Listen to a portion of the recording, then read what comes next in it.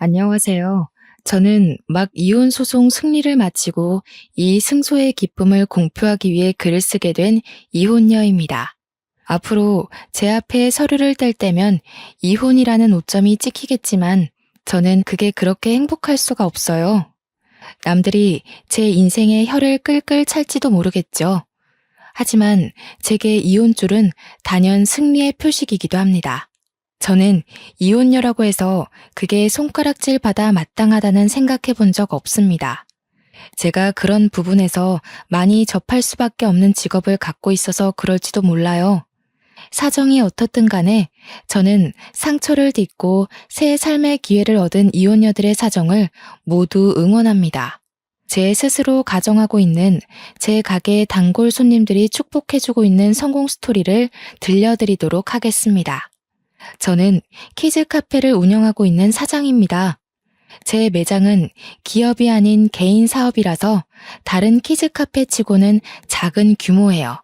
그래도 다른 키즈 카페와 다른 점이 있다면 우리 카페에는 토끼 공원이 있다는 겁니다. 키즈 카페가 단층 건물로 있는데 거기 옥상에 제가 토끼 공원을 만들어 놨어요. 다른 매장과 차별을 두기 위한 저만의 고유 개성이었죠.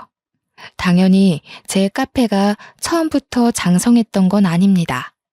몇몇 손님들의 후기로 SNS로 오르더니 어느 순간 확산돼서 예약으로 받아야 할 정도로 쭉쭉 성장해온 거예요. 첫 사업치고 성공적인 결과였어요. 규모가 더 컸다면 훨씬 많은 수익으로 돌아왔겠지만 제가 원하는 건 돈보다는 저의 만족이었기 때문에 여윳돈이 충분했음에도 굳이 규모를 확장하진 않았습니다. 그렇다고 연봉이 정착해 있던 편도 아니었습니다. 당시 연봉은 대기업 연봉의 2배라고 얘기하면 이해가 쉽겠네요. 저의 카페는 서울 외곽에 있었고 도심의 화려한 카페들과 달리 폐가를 개조해서 만든 카페라서 전문가의 손길로 이루어진 곳보다는 허름한 형태입니다. 그래도 제가 1년 고생하여 직접 손봐서 만든 카페이기에 제게만큼은 무척 소중한 자산이에요. 저희 카페는 오는 사람마다 예약을 받아야 할 만큼 인기가 있었지만 인적이 드문드문한 위치에 있어서 종종 단골 손님들이 제 주머니 사정을 걱정할 때가 있어요. 내부 사정 모르고 겉만 보기엔 좀 형편에 부치는 처지처럼 보이긴 했습니다. 키즈 카페를 하는 거라 아이들을 데리고 오는 손님들 뿐이었는데 그렇다는 건 어른들은 전부 부모라는 거잖아요. 그래서 미혼인 제게 더 잔소리 같은 조언을 많이 해주셨던 것 같아요. 제 당시 나이가 36살이지만 저는 결혼보단 뒤늦게 정착한 이 생활이 너무 만족스러웠어요. 해서 손님들 그렇게 물을 때마다 형편에 부치지 않을 만큼만 잘 먹고 살고 있다고 말하기 일쑤였죠. 저는 손님들과 친하게 지내지만 굳이 손님들에게 제 여건을 알리지 않는 편이었습니다. 아이들은 너무 귀엽고 토끼처럼 예뻐도 그 부모들은 이미 사회에 찌들 만큼 찌들어서 바라보는 시선들이 부정적인 경우가 태반이었거든요. 또 남의 인생에 간섭하면서 결혼 생활 스트레스를 풀기 때문에 굳이 뭐든 알리고 싶지 않았습니다. 이건 친정 엄마의 조건이기도 했어요. 어줍잖은 집안의 아빠와 결혼해서 갑갑한 시댁살이를 하다가 이혼을 한 엄마는 늘 외동딸인 저에게 대학을 졸업하자마자 결혼에 대한 조심성을 가르쳤습니다. 처음에는 그게 마냥 엄마의 속풀이인 줄 알았어요. 그런데 31살에 준비해서 차린 키즈 카페를 운영하면서부터 애기 엄마들의 조언이 엄마가 해주는 인생 조언과 같은 레파토리라는 걸 깨달았는데요. 특히 돈 조심해요. 이혼한 게 자랑은 아니지만 부부든 가족이든 돈이랑 바람이 항상 문제야. 성격 차이? 그것도 돈이랑 바람에 비하면 세 발의 피지. 그때부터 저는 더더욱 결혼할 생각과는 멀어졌습니다. 엄마랑 손님들의 조언은 저더러 결혼하지 말라는 소리와 같게 들렸거든요. 만약 제가 결혼에 꿈이 있는 사람이었다면 그 말들이 유용한 정보이긴 했어요. 문제는 제가 결혼 생각이 없다 보니 전부 잔소리로 들렸지만요. 키즈 카페다 보니까 주로 시간적으로 여유 있는 엄마들이 아이들을 데리고 토끼 구경을 하다 갔는데요. 한날은 아빠 되는 사람이 토끼 같은 딸내미를 데리고 방문한 적이 있었습니다. 아빠들이 아이를 데려오는 경우가 종종 있긴 해도 엄마 손님에 비해 빈번하지 않아서 저는 한 번 오는 아빠 손님들 얼굴을 웬만하면 기억하는 편입니다. 그날 그 남자가 딸이랑 되게 잘 놀아주는 모습을 보면서 한 번은 그런 생각이 들었어요. 세상에 저런 아빠들만 있었다면 우리 엄마도 이혼을 안 했으려나 싶더라고요. 그만큼 그 남자가 참 가정적이고 아이한테 살가운 타입이었다는 겁니다. 그렇게 그 남자는 2번, 3번 예약을 해왔고 4번째 예약을 했을 때 그 남자의 딸이 제게 고자질하듯 느닷없는 발언을 했습니다. 은별이는 토끼 보러 오는 거 아니에요. 삼촌이 이모 좋아한대서 자꾸 저 데리러 와요. 저는 토끼보다 강아지가 더 좋거든요.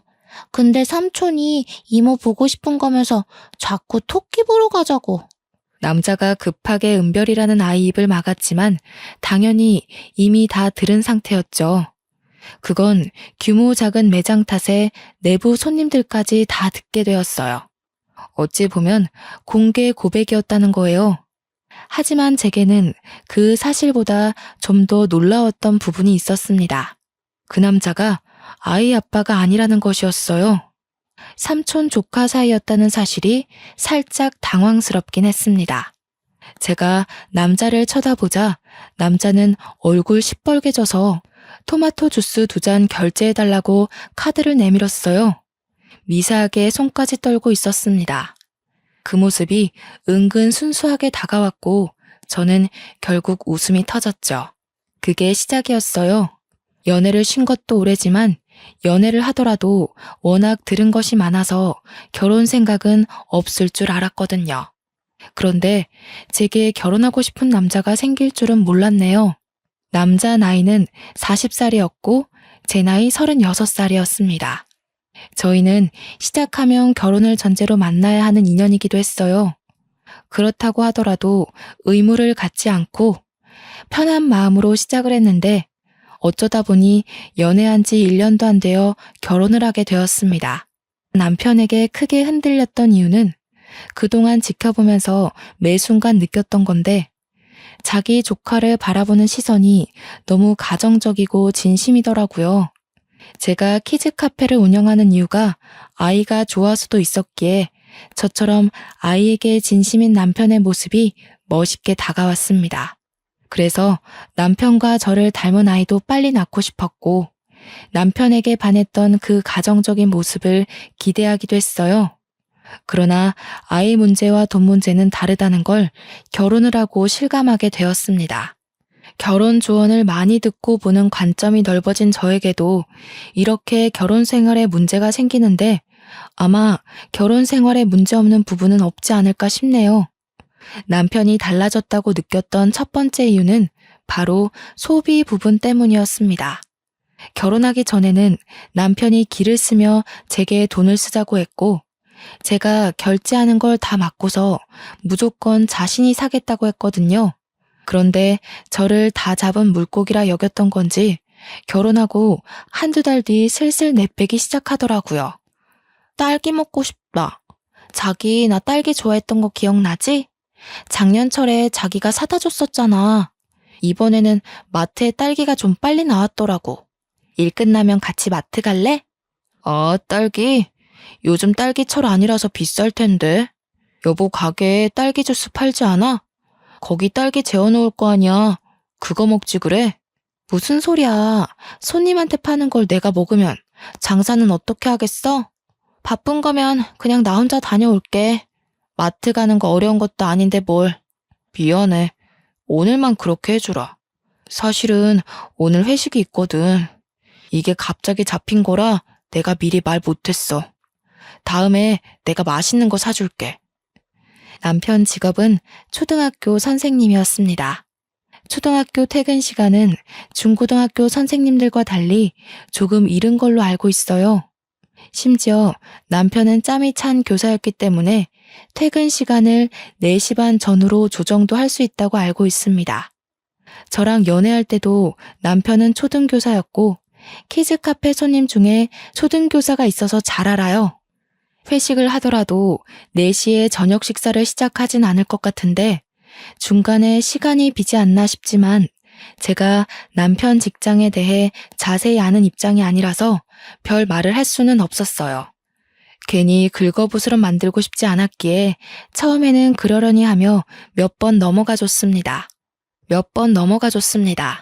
이제 저희는 부부니까 남편이 연애 때처럼 제게 펑펑 쓰길 바랐던 것도 아니라서 미래를 위해 아끼자고 좋게 생각했죠.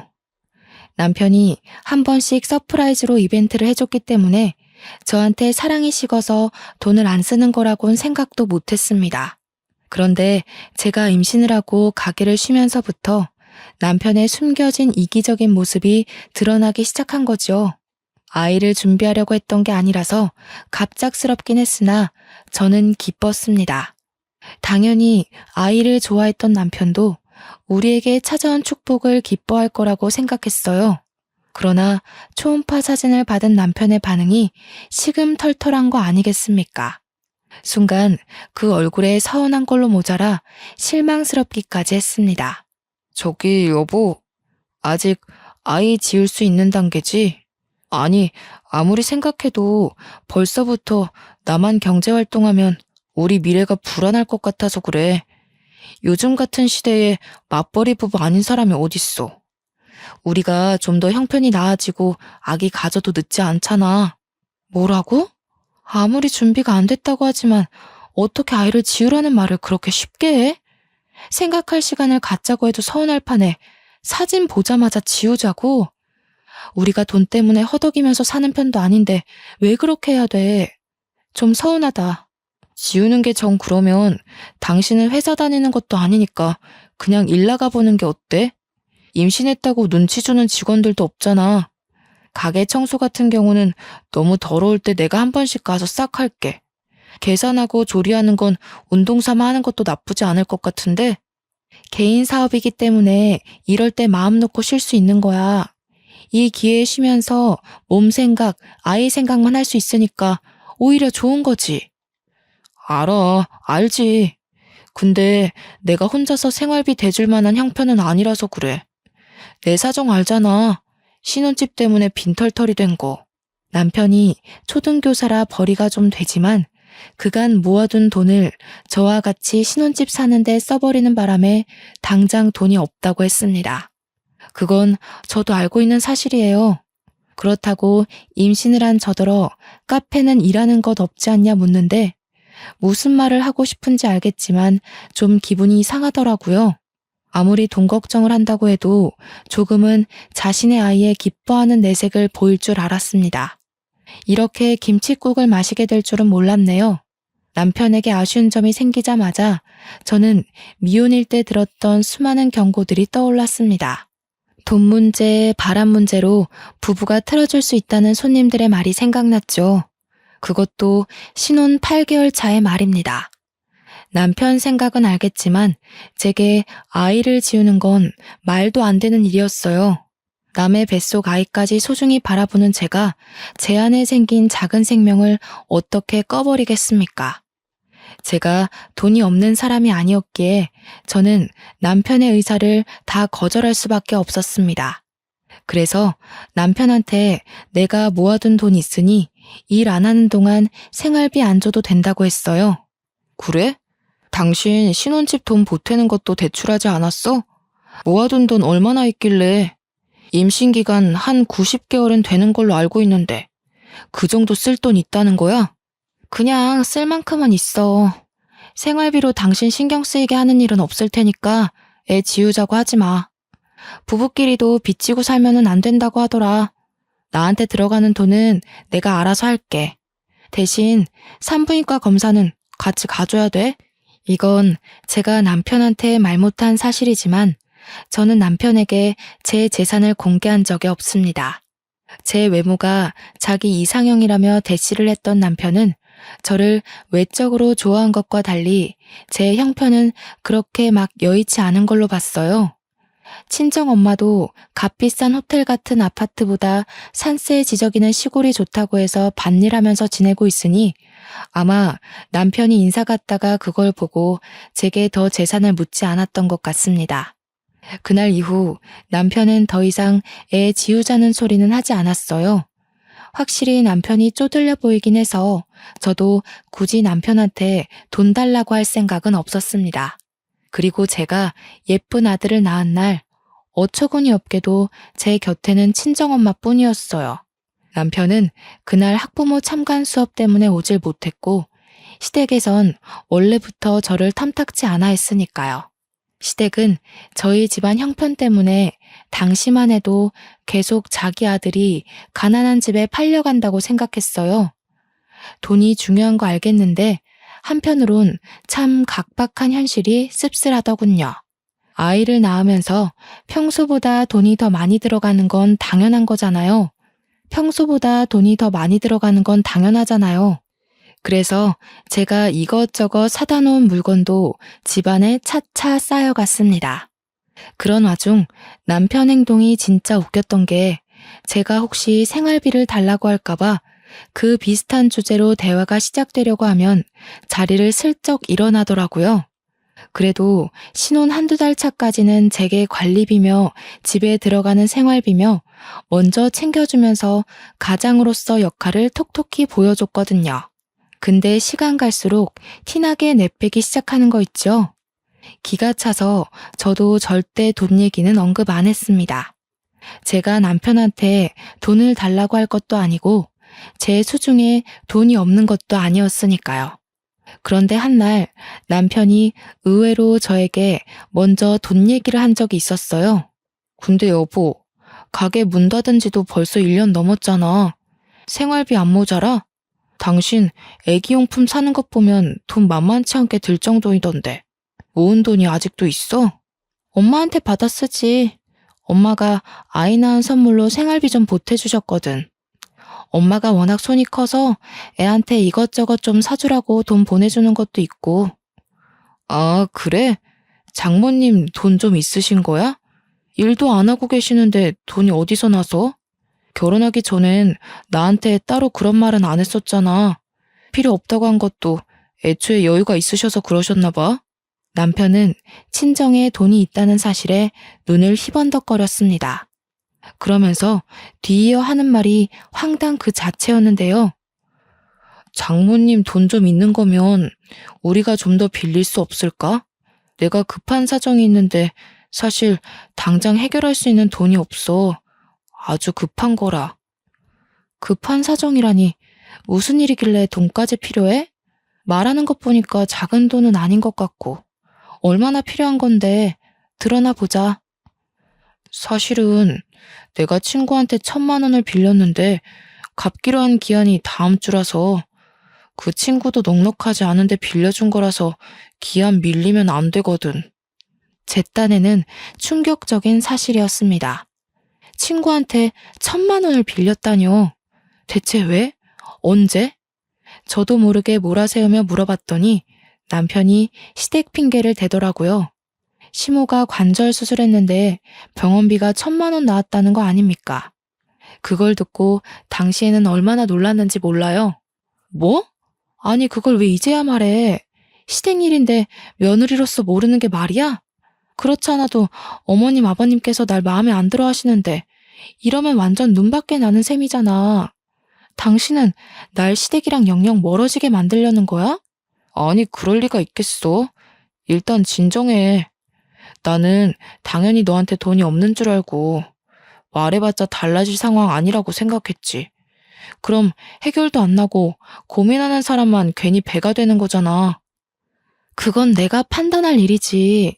말만 해줬어도 내가 무신경한 며느리까진 안 됐을 거야. 어머님께서 날 어떻게 생각하시겠어. 안 되겠다.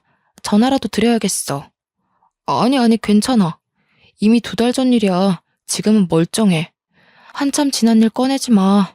엄마 치료받으러 다닌다고 스트레스 많이 받았어. 괜히 꺼내면 또 스트레스 받을 거야.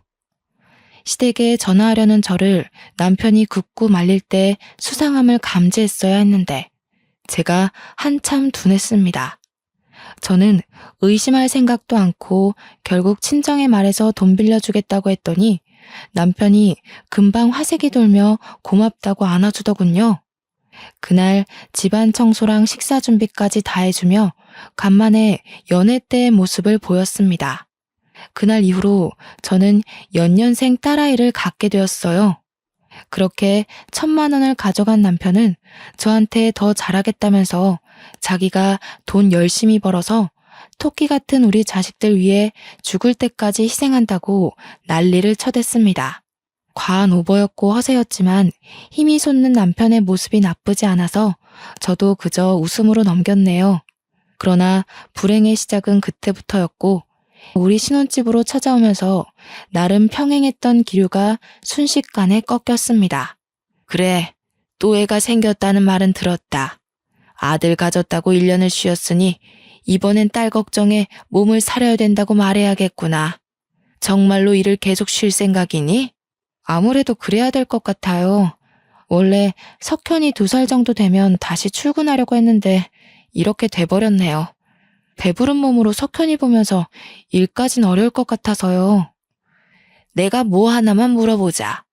오해하지 말고 들으렴. 혹시 일부러 그런 건 아니지?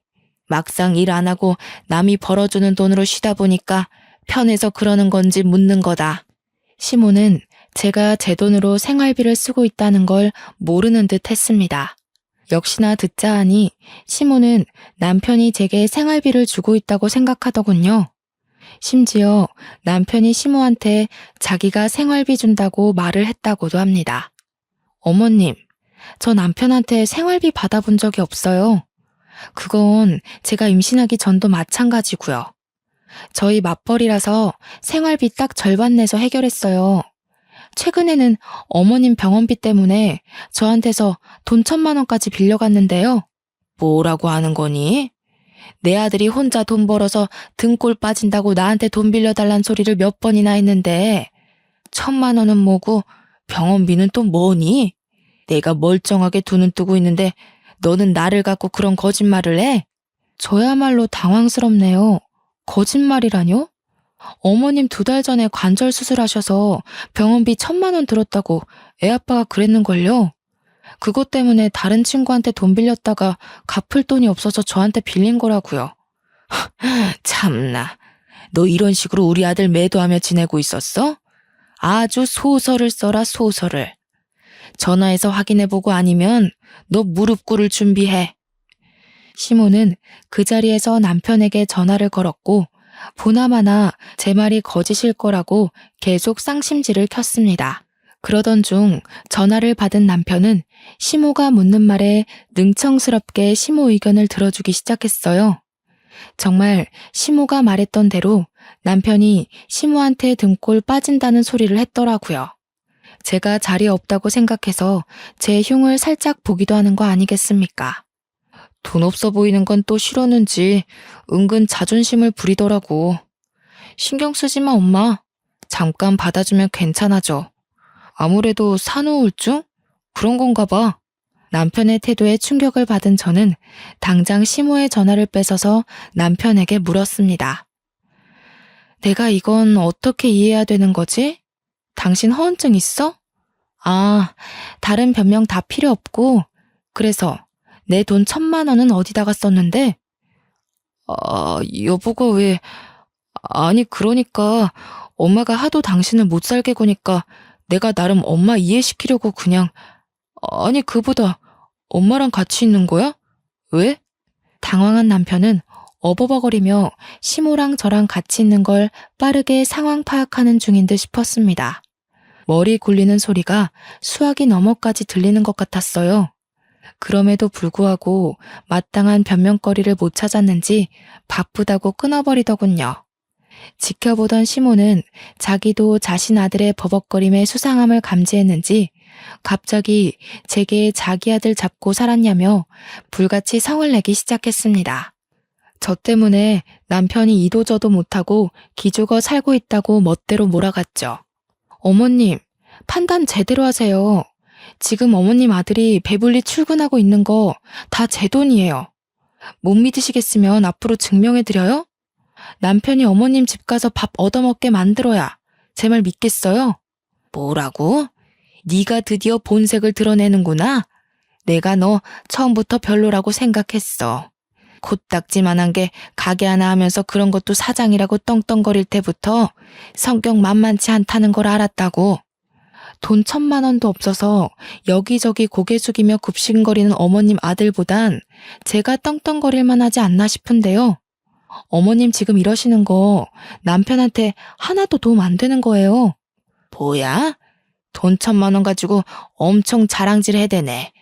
우리가 1,000만 원이 없긴 왜 없어? 우리 집을 뭐로 보고.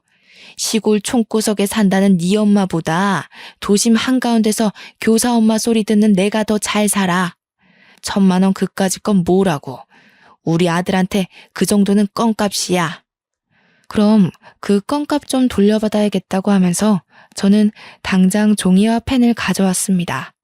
그리곤 시모한테 아들이 싼 똥 교사 엄마가 좀 처리해달라고 예의 없게 말했어요. 그러니 시모가 건방지게 어른한테 뭐 하는 짓이냐고 더 열을 내더군요. 돈 없는데 괜히 자존심 부리는 거 맞죠? 못 갚을 것 같으면 그냥 마세요.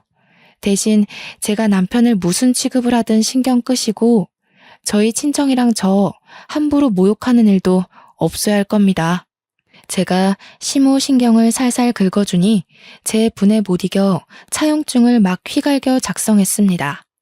그리곤 제게 펜을 던지면서 이게 다 거짓말이면 고소할 거라고 하며 집을 박차고 나갔어요.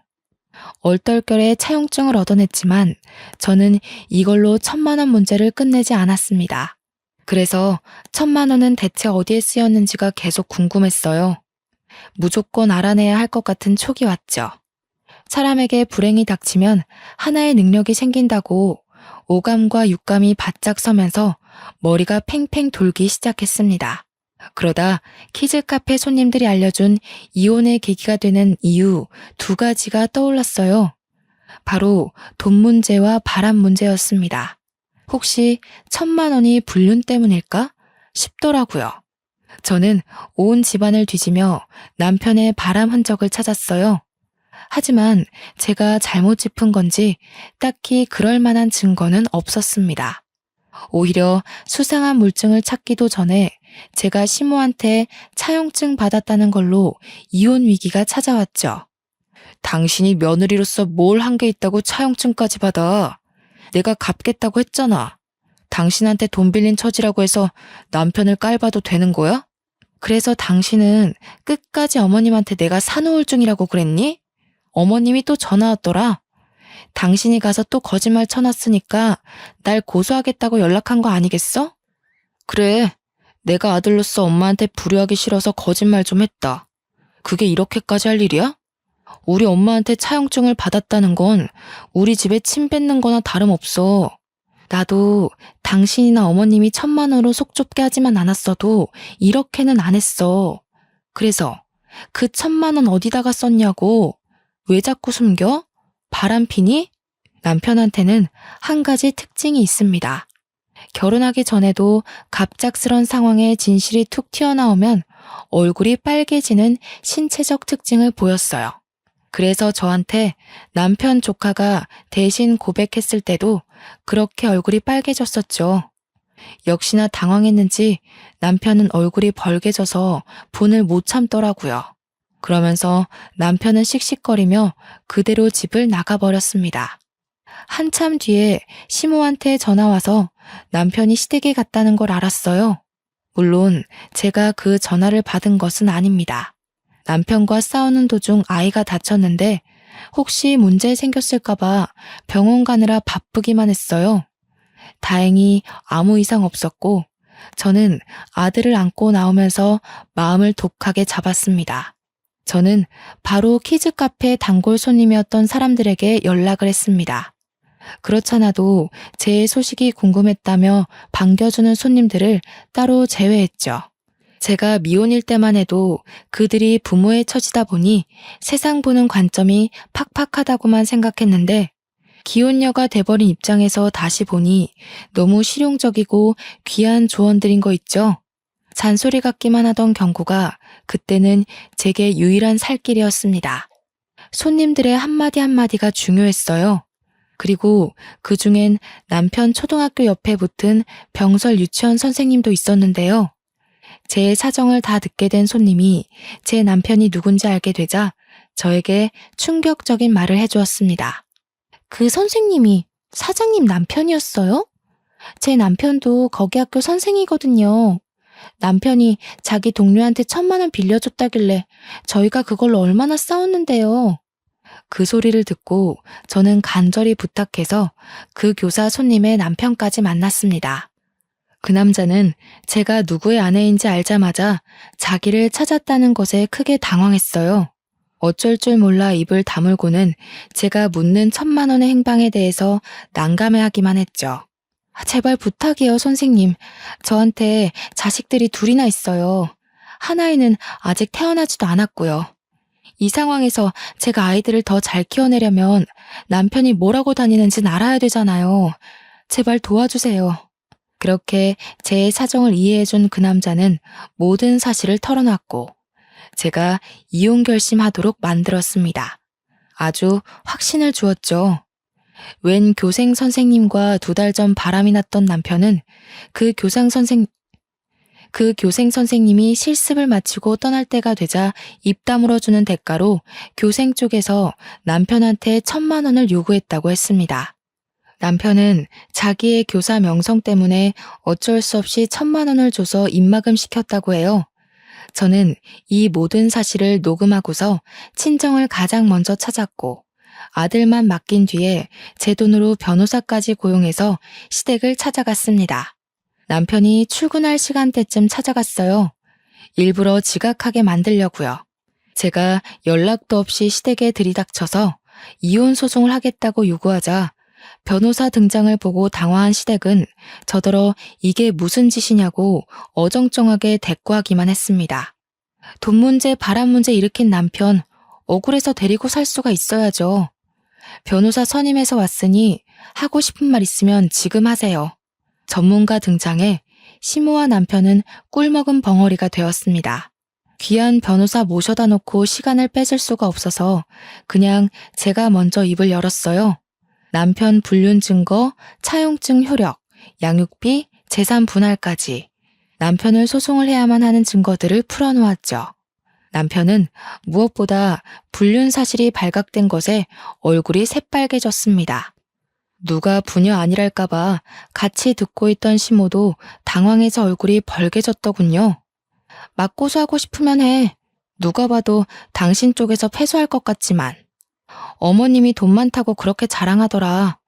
패소해서 소송 비용 날리더라도 타격은 없겠네. 여보, 이러지 마. 우리 뭐 제대로 얘기한 것도 아닌데 갑자기 나타나서 이게 무슨 상황이야. 우리가 같이 산 세월이 얼만데 내 얘기는 들어보지도 않을 거야? 남편은 일단 변호사 보내고 얘기하자며 눈치를 봤고 저는 그런 남편에게 우리 사이에 더 이상 변호사 없는 대화는 필요 없을 것 같다고 그만 작별 인사를 했습니다. 그랬더니 시모가 제게 끝까지 건방진년이라고 욕을 하더군요. 그걸 뒤늦게 남편이 막아낸다고 애를 쓰느라 저를 쫓아오진 못했습니다. 저는 짐 싸들고 바로 친정으로 이사했어요. 그 뒤로 시댁에 소송장이 보냈는데 남편한테서 불같이 전화가 왔습니다. 당신, 나 돈 없는 거 알잖아. 우리 엄마가 한 소리를 왜 그대로 믿었어? 우리 엄마보다 당신이 내 주머니 사정 더 잘 알면서.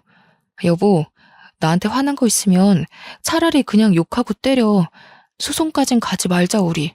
어? 당신은 이런 와중에도 자식들 걱정은 하나도 안 하는구나.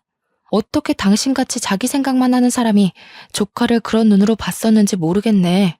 내가 아무래도 단단히 콩깍지가 쓰였었나 봐. 아니면 당신이 작정하고 나를 속였거나. 당연히 우리 애들 궁금하지. 석현이도 걱정되고 앞으로 태어날 우리 딸도 내가 꼭 아빠 노릇 해줘야지. 그런데 지금은 사정이 이렇게 돼버렸잖아. 소송 먼저 취하해주면 내가 정말 잘할게. 아빠 노릇? 당신이 앞으로 우리 애들 앞에 아빠 자격으로 마주할 일은 없을 거야. 양육비 핑계로 집에 함부로 찾아오는 순간 접근 금지 신청할 테니까 각오하던지. 남편은 저더러 진짜 너무하다고 찌질하게 애걸하면서 빈털터리 사정을 빌미로 제게 선처를 해줄 것을 계속 부탁했습니다. 그래도 제가 단호하기만 하자 조급해진 남편은 목소리가 다소 돌변하면서 제 재산을 들먹이더라고요. 늙은 나이에 SNS를 안 해서 몰랐는지 저의 키즈카페 평판이 높다는 걸 뒤늦게 알게 된 거였어요. 당신 나랑 이혼하면 손해일걸? 당신이 가진 재산 나랑 반으로 나눠야 돼. 그거 억울할 거 아니야. 당신이 나한테 재산 숨겼던 건 안 따질게. 제발 선처해주라. 내 돈주머니 알고 나니까 그 재산까지 또 탐나는 거야? 내가 당신 돈 보고 결혼한 건 아닌데 내가 아는 교사 중에 당신이 제일 밴댕이 소갈딱지네?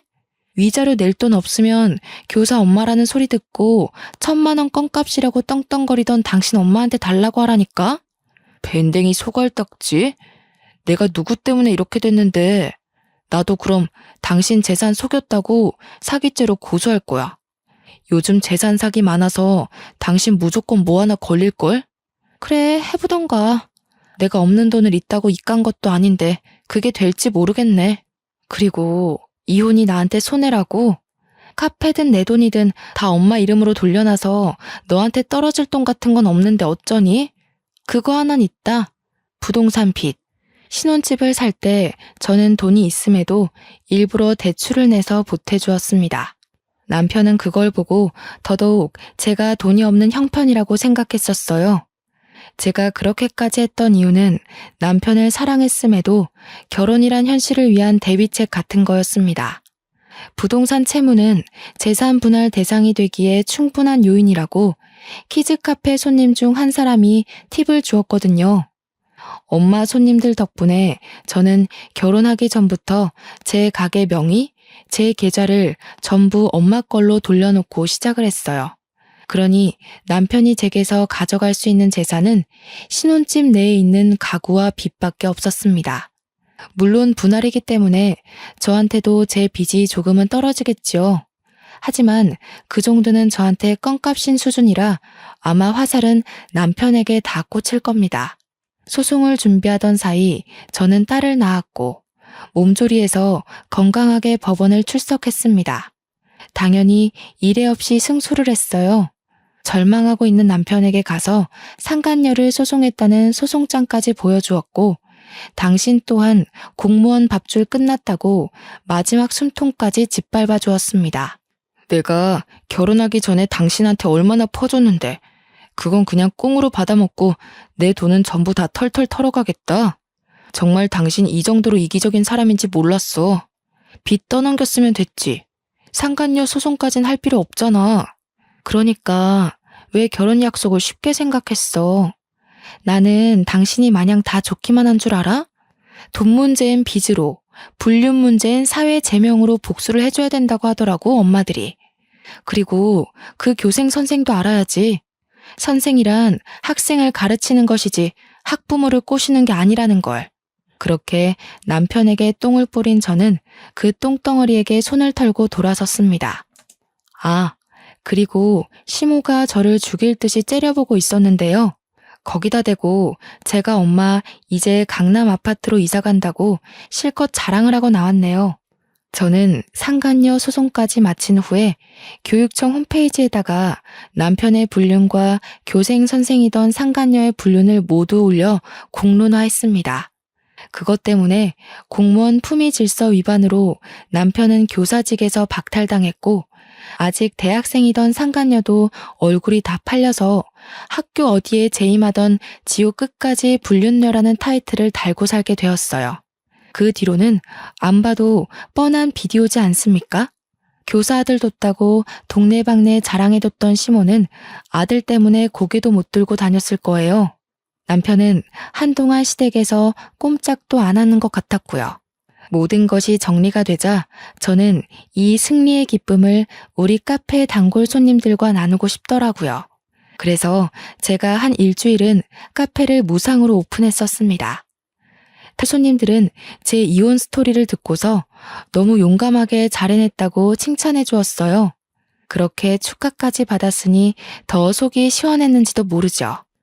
발에 박힌 티눈의 경우 막상 제거하기 번거로워 대부분 고통 참고 병원 가길 미루는데 그것 싹 관리해서 없애버리면 너무 시원하고 걷기도 편하지 않습니까?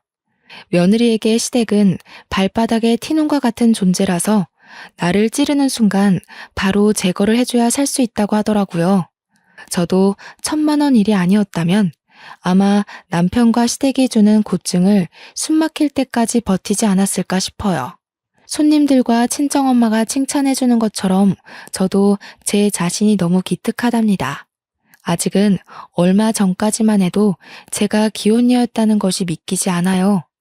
제 감정을 색깔로 표현하자면 기혼이었을 땐 검정색, 이혼녀인 지금은 하늘색인 기분이네요. 제가 좀 감성적인 여자라 비유를 좀 특이하게 해봤습니다.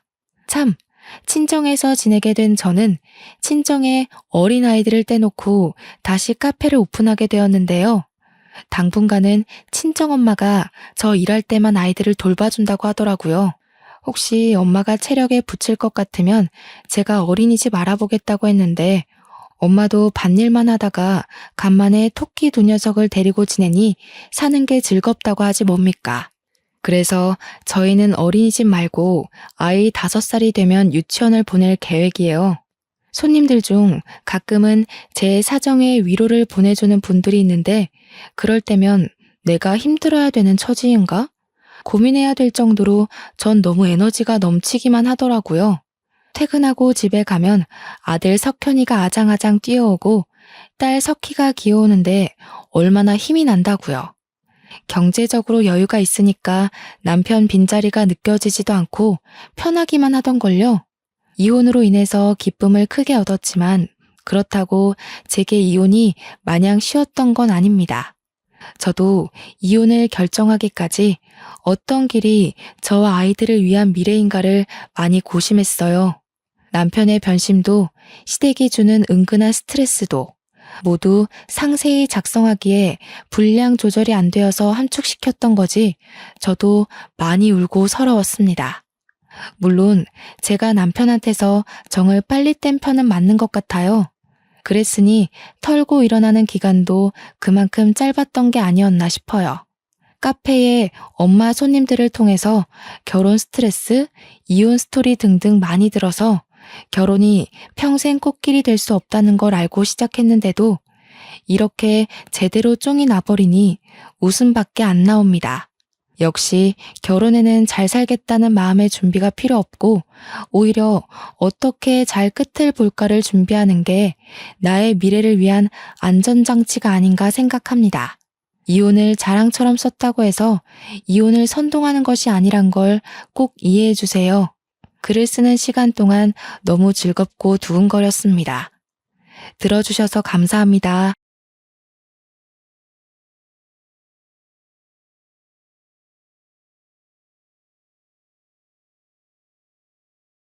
안녕하세요.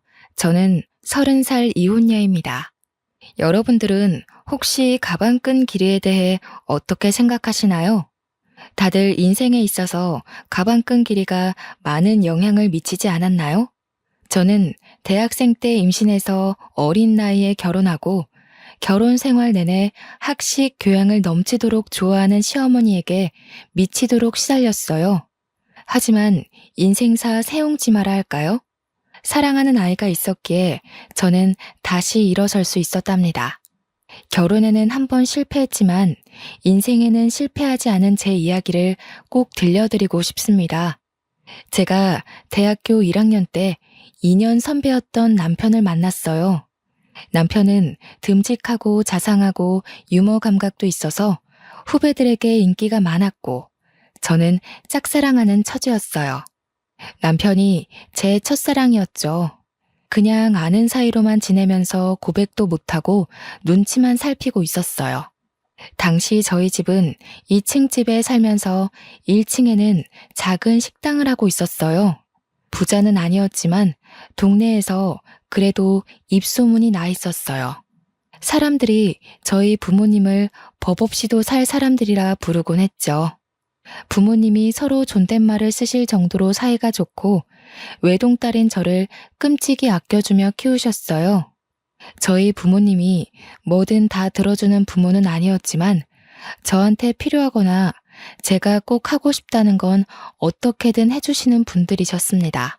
어릴 적부터 크게 과외를 받거나 하지 않아도 성적이 좋았고 운동이든 뭐든 다 잘했어요. 승부욕이 있는 편이었는데 이상하게 물러터진 데가 있어서 친구들한테 뒤통수를 맞을 때가 있었어요. 저희 아빠를 닮은 거였어요. 저희 아빠는 예전부터 사람이 무르다는 소리를 종종 들었는데 저도 아빠의 그런 성격을 물려받아서 싫은 소리를 잘 못했어요. 그러다 결국 아빠가 친구한테 빚보증을 잘못 써서 우리 집과 식당 건물이 통째로 넘어가 버리고 말았습니다. 평생에 걸쳐서 마련한 재산을 홀랑 날려버린 거였어요. 저희 가족은 하루아침에 길바닥에 낳는 신세가 됐습니다. 빚 도촉장들로 가득 찬 지하방에서 나와 학교로 가는 심정은 처참했어요. 엄마는 남의 집 일을 하며 마음고생을 하느라 하루가 다르게 얼굴이 상하고 손이 거칠어지는 게 보일 정도였고 아빠는 집에 잘 들어오질 않아 만날 수도 없었습니다. 여태껏 열심히 살아온 두 분이 스스로에 대한 믿음을 잃고 모든 걸 포기할까봐 그게 제일 무서웠던 것 같아요. 친구들은 축제다 뭐다 밝고 행복하기만 한데 제 주위에만 회색 구름이 짙게 드리워 있는 것 같았어요. 수업에도 집중이 안 되고 내가 지금 뭘 하고 있는 건가, 뭘 해야 하는 건가 생각만 들더군요. 그러다가 어느 날은 학생회관 앞 자판기 앞에서 저도 모르게 쪼그리고 앉아서 무릎에 얼굴을 묻고 있었어요. 그때 누가 제 이름을 부르더군요. 고개를 들어보니 제가 좋아하던 선배가 거기 있었어요. 여기서 뭐 하냐면서 저를 벤치로 데리고 가서 따뜻한 코코아를 뽑아줬어요. 그리고 제 얘기를 들어줬습니다. 그때까지 누구한테도 힘든 내색을 하지 못했던 저는 쏟아내는 슬픔과 걱정, 억울함, 불안한 미래에 대한 막막함 같은 것들을 털어놨어요. 선배는 제 얘기를 가만히 들어주고 제 등을 토닥여주더라고요. 그날 마셨던 코코아 맛이 오래도록 생각날 정도로 그날은 제 인생에서 가장 따뜻한 날 중 하나였어요. 그날부터 선배는 제가 밥을 먹었는지 또 혼자 축 처져 있진 않은지 저를 살피고 살뜰하게 챙겨주기 시작했습니다. 또 사주고 과제도 챙길 수 있게 물어봐주고 과 모임에서 소외되지 않게 꼭 저를 챙겼어요. 나중에 보니까 남편은 그렇게 누가 됐든지 간에 다른 사람이 힘들어하는 걸 그냥 지나치지 못하는 성격이었더라고요. 이럴 때일수록 더 열심히 먹고 열심히 놀고 열심히 공부해야 하는 거야. 알겠지?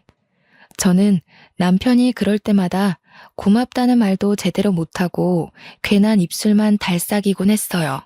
과 모임에서 술을 많이 마신 날 저를 집 앞까지 데려다준 선배의 팔을 붙잡으며 가지 말라고 했어요.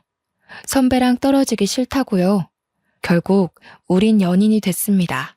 저는 선배 없이는 하루도 살 수 없는 사람이 되고 말았어요. 뭐든 선배가 챙겨주다 보니 선배가 없으면 사는 게 사는 것 같지 않을 정도였어요. 너무 많이 기대서였을까요? 사귄 지 1년 만인 2학년 가을에 임신을 했다는 걸 알게 됐습니다.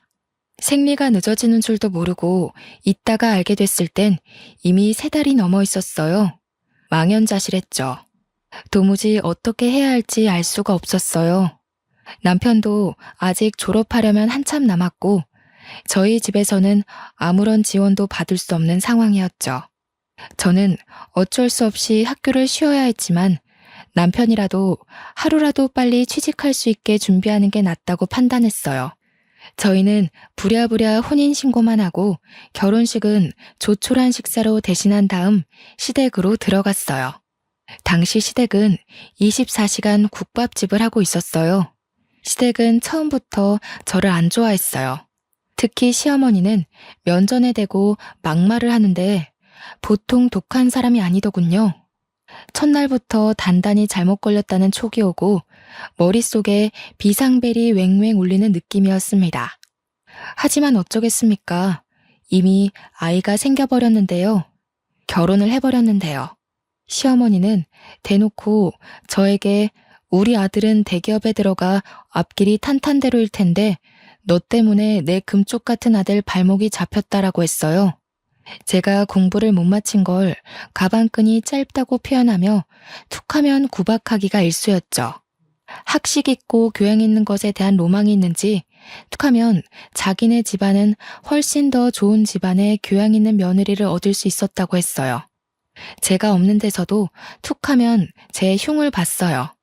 시아버지나 친척들에게 베어먹지도 못한 애가 우리 집안에 맨몸으로 오다니 이게 무슨 날벼락이냐고 하소연하는 걸 여러 번 들었죠. 저는 아들을 낳자마자 산후조리도 제대로 못하고 시부모네 식당을 도와줘야 했어요. 식충 취급하는 소리가 벽을 뚫고 들어오는 것 같아서 도저히 가만히 있을 수가 없었죠. 핏덩이 같은 아기를 업고 식당에서 밤늦게까지 일을 했어요.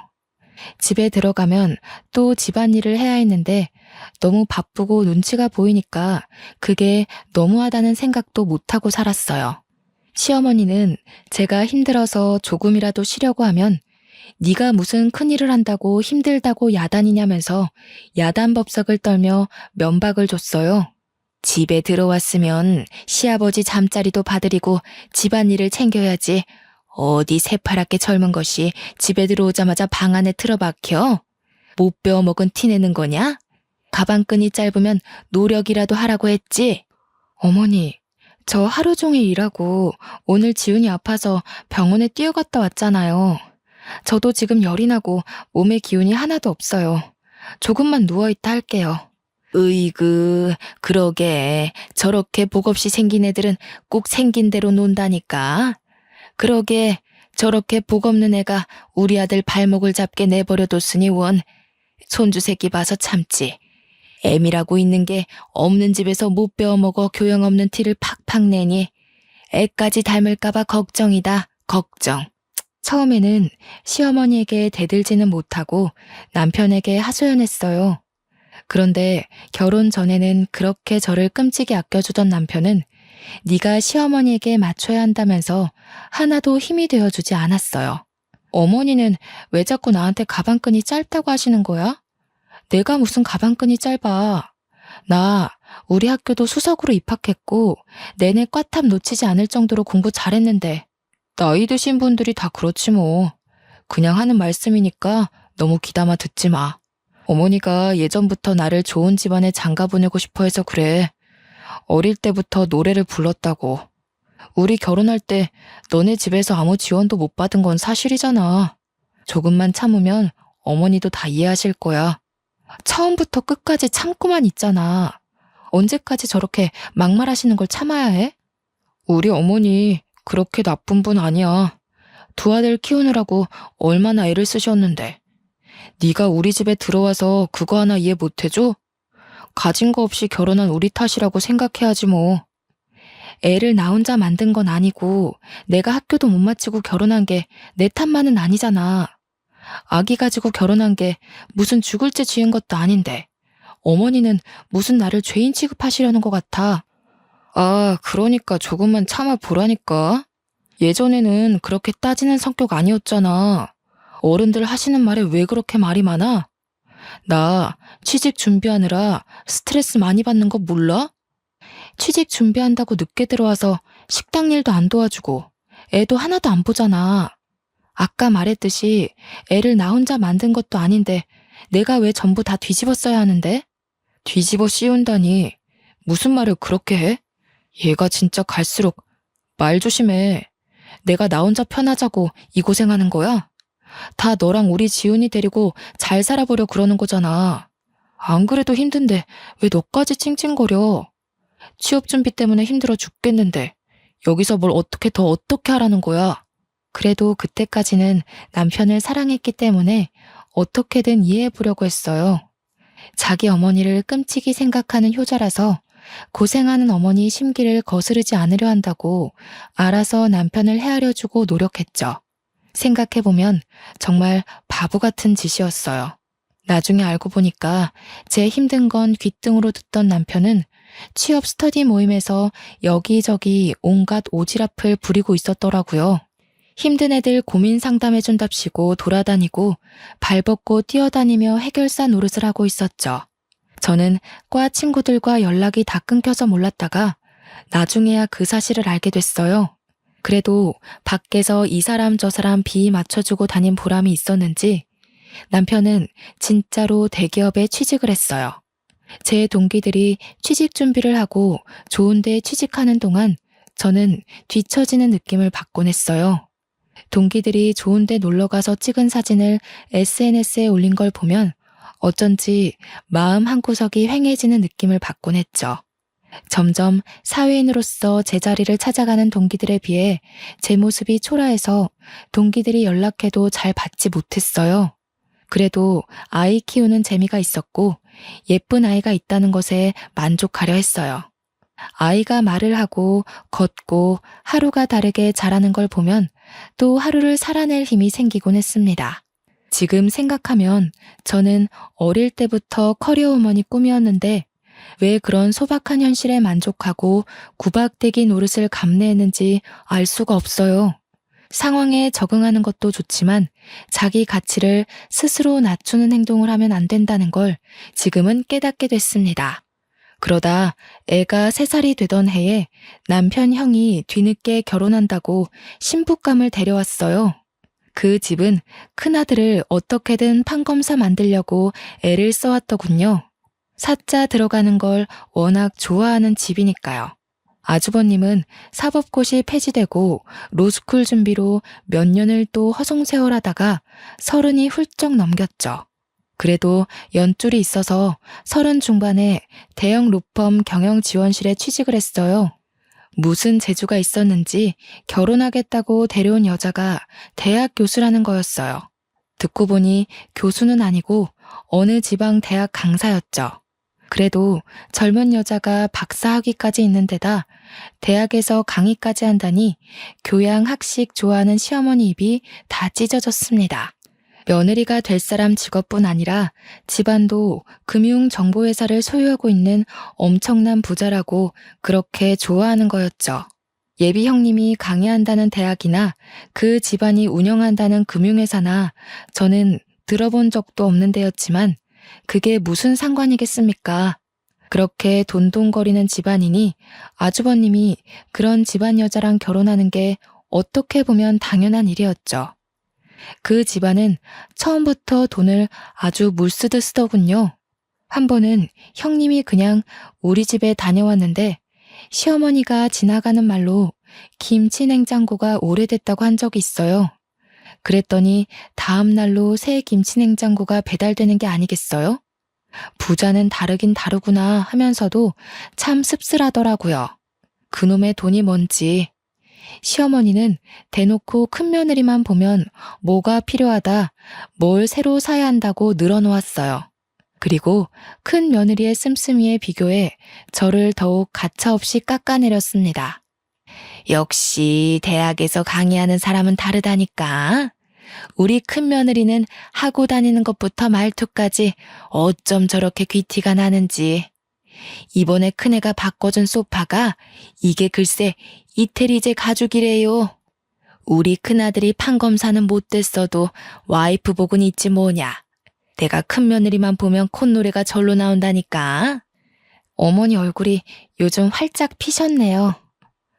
그에 비해 작은 아들은 원, 에휴, 도대체 좋은 대학 보내서 좋은 데 취직시키면 뭐하냐? 저런 여자랑 사는데.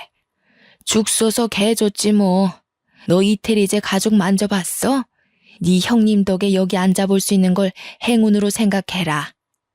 저는 거기 앉을 시간도 없어요. 큰애는 이렇게 집안에 도움이 되는데 너는 도대체가 집에서 하는 게 뭐냐? 시집 올 때 땡전 한 푼 없이 왔으면서 제대로 하는 것도 하나도 없고 가방끈이 짧아서 그런가 원 염치 없는 것도 집안 내력인지.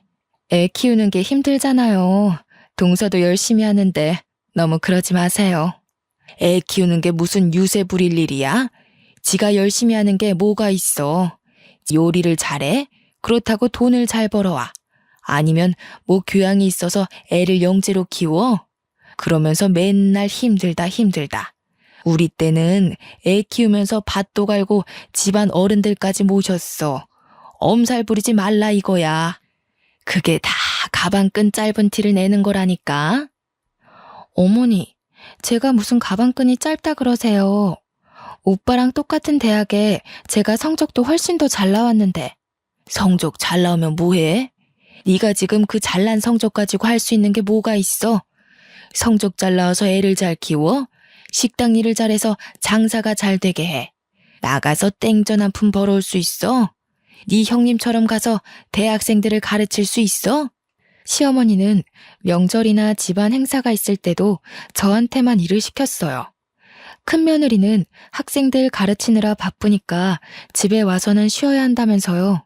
형님 네가 집에 올 때마다 한우며 명품이며 비싼 선물을 잔뜩 들고 오니까 아예 손님 취급을 하더군요. 저를 집안의 일꾼, 노예 취급하는 거랑은 완전히 반대였습니다. 시어머니는 큰며느리가 명절에 해외여행을 간다고 해도 흔쾌히 보내줬어요. 해외여행 다녀오면서 명품 선물을 사왔기 때문에 오히려 여행 가는 걸 반겨하는 눈치였어요.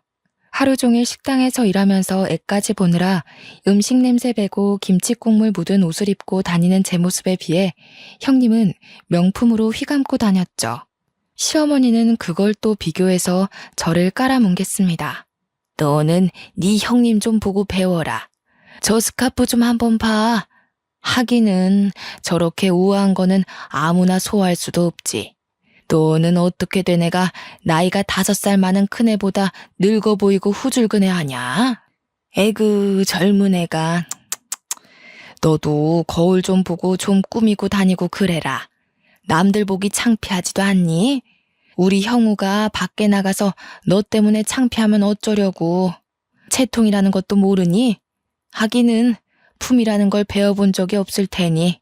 어머니, 제가 꾸밀 시간이 어디 있어요? 하루가 36시간이라도 모자란 사람이 저예요.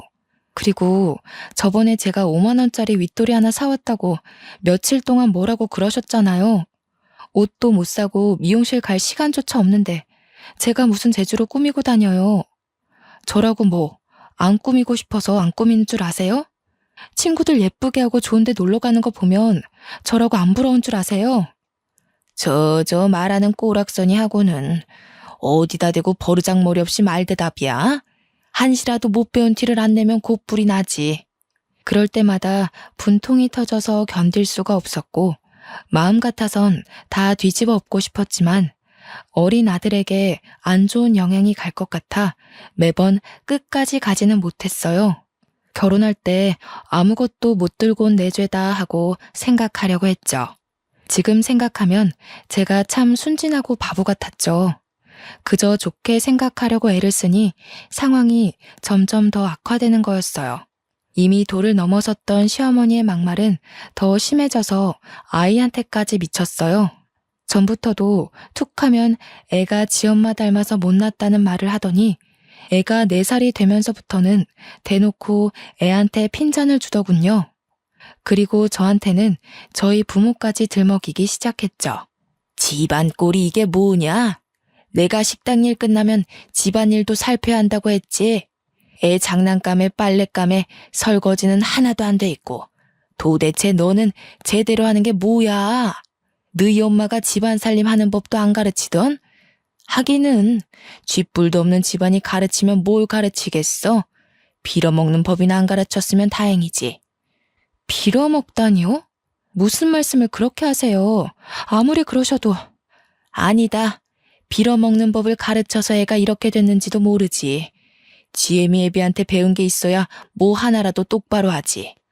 없는 집 애가 가방끈까지 짧으니 설상가상이지 뭐야. 지 아들한테도 똑같이 가르칠까봐 겁난다. 겁나. 아니 어머니, 저희 엄마 아빠는 왜 건드리세요? 그렇게 말씀 함부로 하시면 저도 못 참아요. 저희 엄마 아빠가 얼마나 열심히 사시고 바른 분들이신데요. 저를 얼마나 귀하게 키우셨는데요. 귀하게 키워서 네가 그 모양 그 꼴이냐? 어떻게 키웠을지 뻔하지. 내가 너를 보면 너희 부모를 모르겠어? 내 눈은 못 속인다, 이 염치 없는 거사. 저희 엄마 아빠 주변에서 다 법 없이도 사실 분들이라고 하셨어요. 저희 엄마 아빠는 집안에서 함부로 큰 소리도 내지 않는 분들이세요. 어머니처럼 함부로 남의 험담하는 분들이 아니시라고요. 뭐야? 이 가방끈 짧은 년이 지금 나한테 뭐라고? 그러니까 내가 너를 보면 네 부모를 안다고 하는 거야. 어디 버르장머리 없이 시어머니한테 꼬박꼬박 말대답을 해? 네가 그렇게 못 배워먹은 티를 내니까 니네 아들이 배우잖아.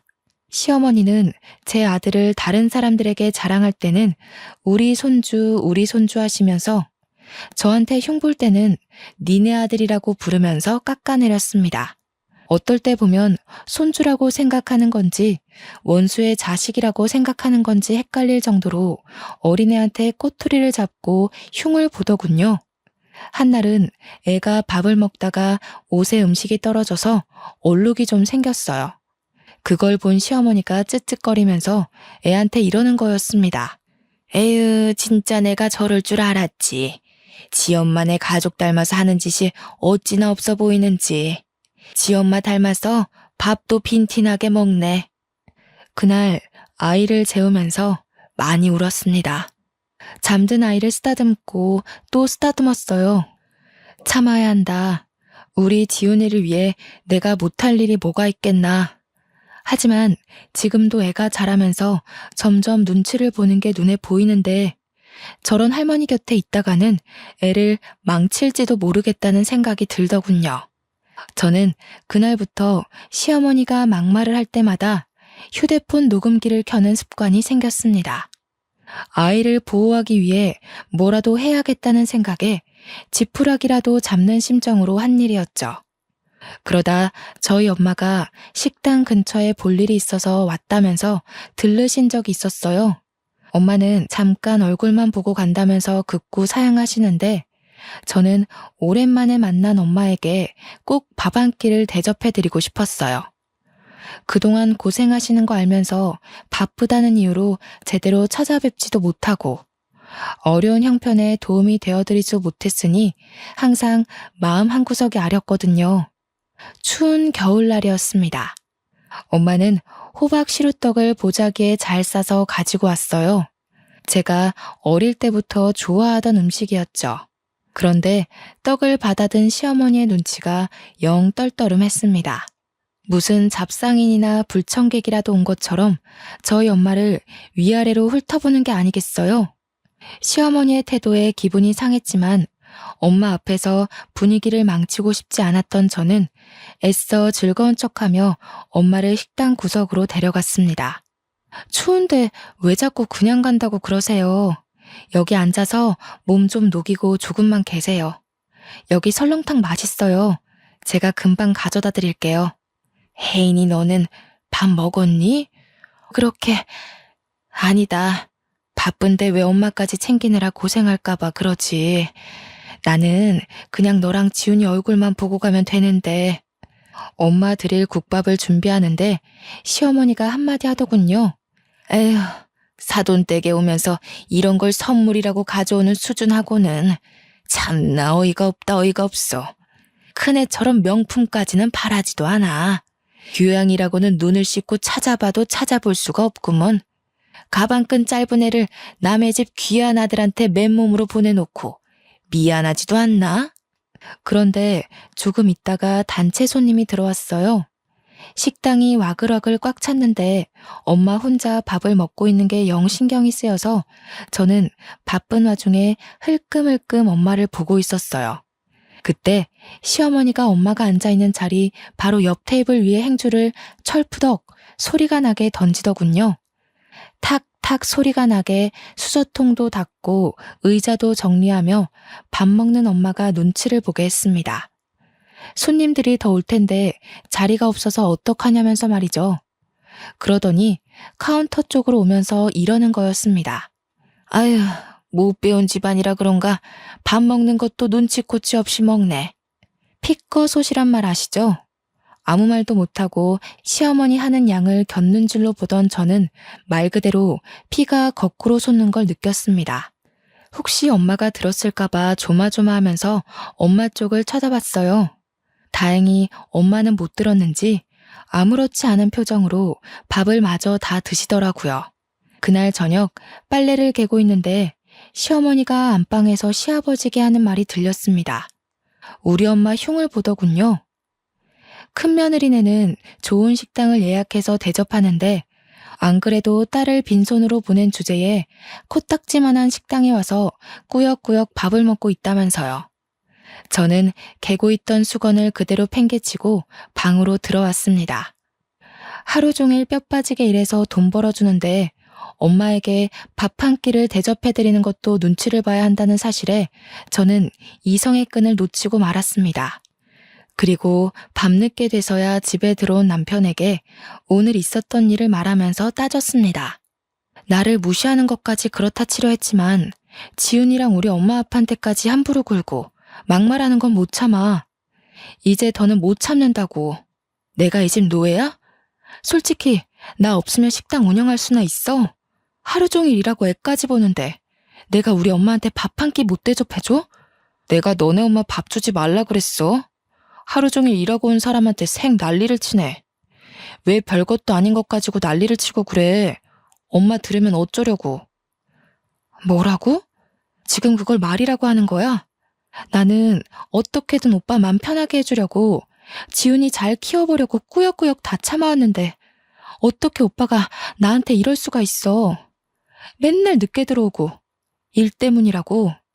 나는 일주일에 외출 한 번 못하는데 혼자 밖에서 놀러 다니니까 좋아? 목소리 낮추라고 했지. 얘가 진짜 점점 왜 이래? 너 예전엔 안 이랬잖아. 왜 이렇게 변했니? 진짜 무섭다 무서워. 아니, 아직 안 변했어. 진짜 무서운 게 뭔지 보여줘? 그때 밖에서 듣고 있던 시어머니가 들어와서 제 뺨을 때리더군요. 무슨 일인지 상황 파악을 못해 멍하고 있는 저에게 시어머니는 어디서 큰 소리를 내냐, 못 베어먹은 티를 낸다면서 소리를 질렀어요. 그리고 머리채까지 잡아당겼습니다. 저는 저도 모르게 시어머니 머리끄덩이를 같이 잡아당겼어요. 제가 무슨 일을 하고 있는지조차 모를 정도로 화가 나 있었어요. 그날 밤을 뜬 눈으로 지새운 저는 아침 일찍 짐을 챙겨 그 집에서 나왔습니다. 아들에게 한마디도 못하고 나오는 것이 걸렸지만 아들 얼굴을 보면 도저히 발이 떨어지지 않을 것 같았어요. 그 길로 저는 신림동 고시촌으로 들어갔습니다. 엄마 아빠가 보고 싶었지만 친정에 가면 두 분이 슬퍼하실까봐 도저히 갈 수가 없었어요. 고시원을 얻어 짐을 풀고 대학 때부터 고민만 하다 제대로 시작하지 못한 행정고시 공부하기 시작했어요. 아이를 낳은 뒤에도 미련을 못 버리고 있었기에 일사천리로 준비해 공부에 돌입할 수 있었습니다. 남들은 학생 때부터 죽어라 해도 어려운 공부를 몇 년 공백 끝에 시작하는 건 결코 쉽지 않은 일이었어요. 하지만 분노로 눈이 돌아버린 상태였기에 오히려 다른 거에 신경 안 쓰고 공부에 집중이 잘 되더라고요. 그때가 저희 부모님이 어렵게 빚을 갚고 돈을 모아 신림동에서 작은 식당을 다시 열었을 때였어요. 식당이라고 하기도 뭐할 만큼 허름한 곳이었지만 두 분이 다시 힘내서 마련한 자리였죠. 한날은 제가 모의시험 점수가 영 안 나와서 실망한 마음에 걸어 다니다가 저도 모르게 엄마 아빠 식당 쪽으로 걸어갔어요. 그전에는 혹시 눈에 뜨일까봐 그쪽으로는 가지도 않았거든요. 가게에 들어서자마자 엄마가 제 얼굴을 보시더니 저를 안고 막 우셨습니다. 저는 깜짝 놀랐어요. 엄마가 하는 말이 엄마 아빠가 못나서 네가 공부도 제대로 못 마치고 시댁에서 구박받고 산다는 거였어요. 저는 아니라고, 내가 아기 가져서 그런 거라고, 내가 실수해서 그런 건데 왜 엄마가 미안해 하냐면서 엄마랑 붙잡고 같이 울었어요. 그리고 그 집에서 나와 다시 공부 시작했다고 엄마에게 털어놨죠. 엄마는 깜짝 놀라더라고요. 그래도 그 집으로 다시 들어가라는 말은 절대 안 하셔요. 그날 저녁 고시원에 들어왔는데 아빠로부터 문자가 와 있었어요. 아빠가 미안한 게 참 많다고. 네 공부는 무슨 수를 써서라도 지원해 줄 테니까 아무 걱정하지 말고 공부에만 집중하라는 거였죠. 눈물이 핑 돌았어요. 열심히 사시다 그런 건데 엄마 아빠는 뭐가 그렇게 자꾸 미안하다고 그러시는 건지. 그리고 그런 생각이 들더라고요. 나도 열심히 하다가 그런 뿐이니까 나도 나를 탓하지 말자고요. 그리고 저는 무섭게 공부했습니다. 같이 공부한 애들이 뭐 먹으러 가자고 해도 저는 그 시간에 한 자라도 더 보려고 끼니를 대부분 김밥으로 때웠어요. 고시생들도 스트레스 푼다고 스터디원들끼리 술도 마시고 저희들끼리 친목도 다지고 그러거든요. 저는 도저히 그렇게 여유를 부릴 수가 없었어요. 집에서 절 찾고 있을 아들을 생각하면 1분 1초도 허투루 쓸 수가 없었죠. 집 나온 지 한 달쯤 지났을 때 남편에게 전화해서 아들을 보러 가겠다고 했어요. 그때까지 전화고 문자고 다 무시하다가 연락을 하니까 남편이 왜 집에 안 오냐며 생 난리를 치더군요. 저는 밖에서 아이를 만나 피자를 사주면서 엄마가 지금 사정이 있어서 너랑 같이 살 수가 없다고 조곤조곤 말해줬어요. 아들은 저를 보자 눈물을 흘리더라고요. 그 어린 것이 소리도 못 내고 우는데 얼마나 가슴이 아프던지요. 지훈아, 엄마가 미안해. 정말 미안해. 엄마가 정말 열심히 해서 꼭 성공해서 지훈이 데리러 올게. 알았지? 약속. 이해하기 힘들었을 텐데 착한 아들은 그래도 고개를 끄덕여줬습니다. 그 뒤로 2주에 한 번씩 주말에만 아들을 만났어요. 시어머니는 주기적으로 저에게 전화해서 애 버리고 나간 년이 무슨 염치로 애를 만나냐면서 소리를 질렀어요. 애가 너 닮아서 못 배운 티 나는 짓만 골라서 한다느니 애가 보면 볼수록 덜 떨어졌느니 하면서 아이 욕도 하고요. 애한테까지 인신공격하는 시어머니의 말을 저는 모조리 녹음해뒀습니다. 시어머니한테 구박받고 있을 아이를 생각하면 당장이라도 그 집에서 빼오고 싶었지만 지금으로선 내가 성공하는 것밖에는 방법이 없다는 걸 인정해야 했습니다. 정말 죽었다 생각하고 공부한 것 같아요. 그렇게 공부한 지 2년째 되던 해 결국 행정고시 재경직에 합격했습니다. 주변에서도 그렇게 빨리 합격하는 사람 처음 봤다면서 깜짝 놀라더군요. 공부를 늦게 시작했어도 빨리 합격했기 때문에 공무원으로 그렇게까지 늦은 나이가 아니었죠. 좋은 일이 하나 더 있었어요. 제가 공부한 지 1년쯤 지났을 때 아빠가 보증을 서줬던 친구가 돌아왔어요. 아빠의 절친이었던 그분은 자기를 늘 미안했다면서 사과를 하셨어요. 막혀있던 돈이 들어왔다며 아빠가 손해본 돈보다 더 많은 돈으로 갚아줬어요. 엄마 아빠는 그 허름한 건물에서 나와 훨씬 크고 좋은 건물에 돈가스 뷔페를 크게 열었습니다. 망하기 전보다도 훨씬 더 좋은 자리였고 장사도 잘 됐어요. 1년 만에 매출이 크게 올라서 제가 아들과 살기 위해 알아본 집 전세금도 엄마 아빠가 대주셨죠. 이제 임용만 기다리면 됐고 탄탄대로인 것 같았지만 한 가지 걱정거리가 있었어요. 시댁에서 아이를 순순히 내줄 리가 없었으니까요. 하지만 저는 무슨 일이 있어도 제 아들을 그 집에 그냥 두지 않으리라 다짐했고 사활을 걸기로 했습니다. 처음에는 남편을 만나 좋게 이야기를 풀어보려고 했습니다. 그런데 남편은 애 이야기는 안 하고 자꾸 딴소리만 하는 거였어요. 네가 이렇게 빨리 시험에 붙을지 누가 알았겠어. 내가 네 가치를 몰라봤던 것 같아. 그래도 네가 있을 때가 좋았어. 내가 너한테 참 잘 못해줬지. 지금 생각해보면 내가 좀 너무했던 것 같아. 우리 대학 때 참 좋았잖아. 둘이 같이 있으면 무서울 것도 없고 행복했는데. 그러면서 은근슬쩍 집에 안 돌아오냐고 저를 떠보더군요. 내가 미쳤다고 그 집에 들어가냐는 말을 삼키고 저는 남편을 따라 시댁으로 갔습니다. 아이가 어떻게 지내고 있는지 제 눈으로 확인해야 했어요. 그런데 평소라면 불을 환히 밝혀놨을 국밥집이 웬일인지 불이 꺼져 있는 게 아니겠어요? 시댁에 들어서니 시어머니는 없고 초상난 집처럼 휑한 게 무슨 일이 있는 게 분명해 보였어요. 그리고 저는 보고 말았습니다. 거실 테이블에 있는 주택담보대출 서류를요. 저는 서류를 들고 남편을 추궁했어요. 이게 대체 어떻게 된 일이냐고 물었더니 남편은 순순히 털어놨습니다. 형수네 집안에서 진짜 좋은 투자처를 알고 있다면서 돈을 몇 배로 불려줄 테니 믿고 투자하라고 대출 받으라고 종용했다는 거였어요.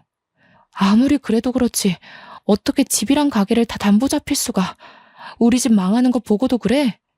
집이 다 넘어가면 우리 지훈이는 어떻게 될지 생각 안 해? 이렇게 될 줄 알았나. 형수네 아버님이랑 형님이 지금 무조건 기회를 잡아야 한다고 막 밀어붙이는데 어떻게 해. 우리 엄마가 그 집 사람들 하는 말이라면 껌뻑 죽는 거 알잖아. 그 집처럼 돈 펑펑 쓰고 살게 될 줄 알았지 뭐. 근데 알고 보니까 그 집안, 그 집 사람들 다 말을 말아야지. 무슨 말이야? 왜 말을 하다 말아? 그러게, 내가 전부터 그랬잖아. 돈이라는 건 정직한 거라고. 공짜로 돈 벌어준다는 사람들은 의심부터 해야 한다고 했잖아. 그 집 사람들 처음부터 좀 이상했어. 왜 순진무구하게 그 사람들 말을 다 믿고 그래? 아, 그러게 말이다. 네 말을 들었어야 하는데. 그 집 사람들 지금 주식 조작으로 잡혀갔어. 형수님 아버지랑 다. 뭐라고?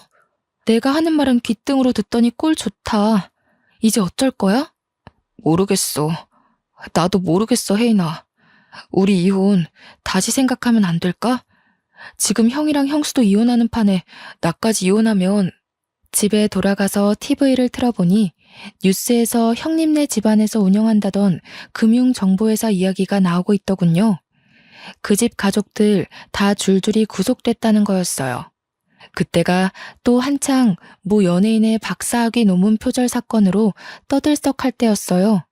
그런데 전문대 강사도 박사학위 논문 표절이라는 제목의 뉴스에 나오는 실루엣과 대학 이름이 어디서 많이 보던 거였어요. 저는 형님이 강의한다던 학교 홈페이지에 들어가 봤습니다. 거기엔 디자인과 땡땡땡 강사 박사학위 취소건에 대해 사과드립니다. 라는 제목의 게시물이 맨 위에 올라와 있었죠. 형님의 박사학위 논문이 표절률 85%로 취소된 거였죠. 학위 논문뿐 아니라 석사 논문까지 표절한 거였더군요. 시댁이 그렇게 좋아하던 교양과 학식, 그리고 돈까지 모두 사기였던 것입니다. 저는 더욱이 빨리 아이를 데려와야 한다는 생각에 마음이 급해졌습니다. 얼마 뒤 소송 준비가 끝났을 때 시어머니가 저희 엄마 아빠 식당에 찾아왔습니다. 무슨 바람이 불었는지 사기꾼 며느리한테서 받은 명품 스카프를 두르고 와서는 가게를 구석구석 살피더군요. 제법이구만. 못 배운 집이 가게 좀 크게 내봤자지. 어디 밥이나 좀 내와봐라. 얼마나 잘하는지 보자. 저는 시어머니란 인간은 꼴도 보기 싫고 말도 섞기 싫었었지만 아이 문제를 해결해야 했기에 침착하게 대꾸했어요. 여기는 밥을 갖다 드리는 데가 아니라 직접 떠서 드시는 데예요. 조금 있다 올 테니 식사하고 계세요. 군뱅이도 구르는 재주가 있다더니 쟤까지 께 그래도 용 빼는 재주가 있었나 보지? 행정고시인지 뭔지 그거 합격하면 월급이 얼마나 되는지는 모르지만 말이다. 잘난 체 하지 말라 이거야. 애새끼 버리고 간 년이 잘 되면 얼마나 잘 되겠냐만. 내가 지훈이를 봐서라도 이제라도 용서를 빌면 용서해주마. 애한테는 그래도 엄마가 있어야지. 어머니한테 용서 빌릴 한 적 없어요. 이상한 소리 마시고 식사 안 하실 거면 나가세요. 저 말하는 꼬락서니 하고는 네가 그러니까 본데 없는 년이라는 거야. 니까짓게 시험 좀 붙었다고 근본이 달라지는 줄 알아? 좋은 말로 할 때. 저는 시어머니 말을 무시하고 가버렸어요. 제가 변호사와 통화한 뒤 나가보니 홀이 난장판이 돼 있더군요. 시어머니가 밥을 안 떠준다면서 직원들에게 삿대질을 하고 머리채까지 잡은 거였어요. 정말 황당하기가 이를 데가 없었어요. 행패를 부리는 것도 정도가 있지. 시어머니는 그래도 분이 안 풀렸는지 고래고래 소리를 지르고 있었어요. 손님들은 물론 주방 직원들까지 나와서 미친 여자가 하는 꼴을 구경하고 있었죠. 아니, 어디서 서빙이나 하는 것들이. 밥을 가져오라면 가져올 것이지. 내가 너같이 천한 것들한테까지 무시당할 줄 알아? 당장 무릎 꿇고 사과해. 사과 안 해? 저는 주방으로 들어가 양동이에 물을 받아가지고 나왔습니다. 그때까지도 소리를 지르고 있는 시어머니에게 다가가 물을 냅다 뿌려버렸어요. 시어머니는 물에 빠진 생쥐꼴이 되어서도 악을 바락바락 쓰는데 진짜 악기가 따로 없더군요. 가방끈 짧은 년이 내 아들한테 들러붙을 때부터 알아봤어야 했어. 우리 집안 말아먹은 것까지 모자라서 나를 무시해? 어휴 분해. 내가 오늘 이 집안 아작 내버리지 그냥 갈 줄 알아? 교양 그렇게 좋아하시더니 사기꾼 집안한테 당하고도 아직도 정신 못 차리셨어요? 어디서 뺨 맞고 여기 와서 화풀이세요. 사과는 어머니가 저희 직원들한테 하셔야죠. 진짜 교양 없이 왜 이러세요? 그리고 제가 여태 알면서도 가만히 있었는데 가방끈 짧은 건 어머니 아니에요? 중학교 때 퇴학당해서 초졸이시라면서요. 학벌 콤플렉스 때문에 교양 하시는 걸 알겠는데 사기꾼은 조심하셔야죠. 뭐야? 인연이. 시어머니가 저한테 달려들어 머리채를 잡으려 할 때 저희 아빠가 중간에 끼어 시어머니를 밀쳐버렸어요. 이 여자가 진짜 미쳤나? 남의 집 귀한 딸한테 감히 뭐가 어쩌고 어째? 어디서 무식하게 남의 집 영업장에서 소리를 지르고 남의 귀한 식구들한테 행패를 부려? 우리는 직원들도 다 우리 식구들이야. 이러고도 무사할 줄 알아? 당장 꺼져. 꺼지지 못해? 영업방해로 손해본 거 다 청구할 줄 알아. 그리고는 경찰이 와서 시어머니를 끌어냈습니다. 저는 더 이상 시댁 식구들과 말로 해결하려 해서는 안 된다는 걸 깨달았어요. 바로 이혼 소송에 돌입했습니다. 얼마 뒤 대학 때 가장 친했던 과 동기에게 연락이 왔어요. 친구는 졸업 직후 유학을 갔다가 돌아와서 저에게 연락한 거였어요. 친구가 하는 말은 충격적이었습니다. 친구네 사촌 오빠가 제 남편과 같은 회사에 다녀서 들었는데 남편이 같은 부서 유부녀와 정분이 나서 회사에서 쫓겨났다는 거였어요. 그 여자 남편이 회사에 찾아와서 난동을 부리는 바람에 임원 회의까지 소집되고 결국 회사에서 권고사직 시키기로 했다는 거였습니다. 들어보니 남편은 또 고민 상담 해준답시고 그 여자와 가까워졌다는군요. 이렇게 오지랖을 넓게 쓰더니 결국 제 발등을 찍은 거였죠. 이제는 화도 안 나더라고요. 솔직히 속이 시원했습니다. 시어머니가 저를 그렇게 괴롭히고 하대해도 강 건너 불구경이더니 꼴 좋다는 생각만 들고요. 그 뒤로 어떻게 됐냐고요? 시간이 걸리기는 했지만 소송을 통해 양육권을 가져왔습니다. 남편이 직업이 없는 데다 시어머니가 애를 정서적으로 학대한 정황이 명확했기 때문에 어렵지 않게 양육권을 가져올 수 있었어요. 그 인간이 빈털털이라 양육비는 얼마 못 받았지만 제가 그 집 식당에서 하루 종일 일하며 재산 증식에 도움 준 것이 인정돼 위자료도 1억 가까이 받게 됐어요. 시댁이 돈을 잃은 건 제 탓이 아니니까요. 시댁 식구들은 남편은 물론 시아버지까지 저에게 전화해서 회유도 하고 화도 내며 돌아오라고 매달렸습니다. 제가 미쳤습니까? 콧방귀도 끼지 않았죠. 고생 끝에 낙이 온다는 게 이런 걸까요? 이제는 아들과 함께 알콩달콩 행복할 일만 남은 것 같습니다. 사랑이라 생각했던 게 저를 배신했고 결혼 생활은 저를 밑바닥으로 끌어내렸지만 저는 힘든 시간들을 통해 깨달음이라는 훨씬 더 큰 선물을 받았거든요. 지금까지 제 이야기를 들어주셔서 감사합니다. 마지막으로 여러분도 인생에 시련이 온다면 거기가 끝이라 생각하지 마시고 한 번 더 도전하셨으면 좋겠다는 말을 꼭 하고 싶어요. 시련이지 실패가 아니라는 말도 있잖아요. 추운 날씨에 감기 조심하시고 우리 인생 파이팅입니다.